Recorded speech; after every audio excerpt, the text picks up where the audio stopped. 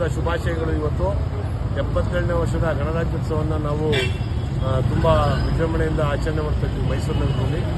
ಅದೇ ರೀತಿ ಇವತ್ತು ಸಂಗೊಳ್ಳಿ ರಾಯಣ್ಣವರ ಏನು ವೀರ ಯೋಧ ಕ್ರಾಂತಿವೀರ ಸಂಗೊಳ್ಳಿ ರಾಯಣ್ಣವರು ಸ್ವತಂತ್ರ ಹೋರಾಟಗಾರರವರು, ಅವ್ರಿಗೂ ಇವತ್ತು ನಾವು ನಮನವನ್ನು ಸಲ್ಲಿಸುವಂಥದ್ದು ಮತ್ತು ಅವ್ರನ್ನ ಸ್ಮರಣೆ ಮಾಡುವಂಥ ಕಾರ್ಯಕ್ರಮವನ್ನು ನಾವು ಈ ಸದ್ವಿದ್ಯಾ ಸರ್ಕಲಲ್ಲಿ ನಮ್ಮ ಸ್ನೇಹಿತರುಗಳು ಎಲ್ಲರೂ ಸೇರಿ, ನಮ್ಮ ಪಕ್ಷದ ಮುಖಂಡರುಗಳೆಲ್ಲ ಸೇರಿ ಇವತ್ತು ನೆನೆಸ್ಕೊಳ್ಳುವಂಥ ಕಾರ್ಯಕ್ರಮವನ್ನು ನಾವು ಮಾಡ್ತಾ ಇದ್ದೀವಿ. ಈಗಾಗಲೇ ಭಾರತ ದೇಶಾದ್ಯಂತ ಎಲ್ಲ ಕಡೆಗೂ ರಾಜ್ಯೋತ್ಸವದ ಗಣರಾಜ್ಯೋತ್ಸವದ ಕಾರ್ಯಕ್ರಮಗಳು ನಡೀತಾ ಇದೆ.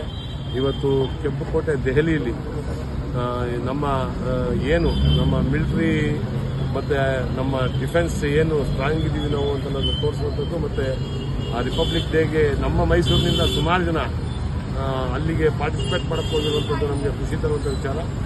ಅದೆಲ್ಲವನ್ನು ನಾವು ಇವತ್ತು ತುಂಬ ಸಂತೋಷದಿಂದ ಸಡಗರದಿಂದ ನಾವು ಆಚರಣೆ ಮಾಡ್ತಾ ಇದ್ದೀವಿ.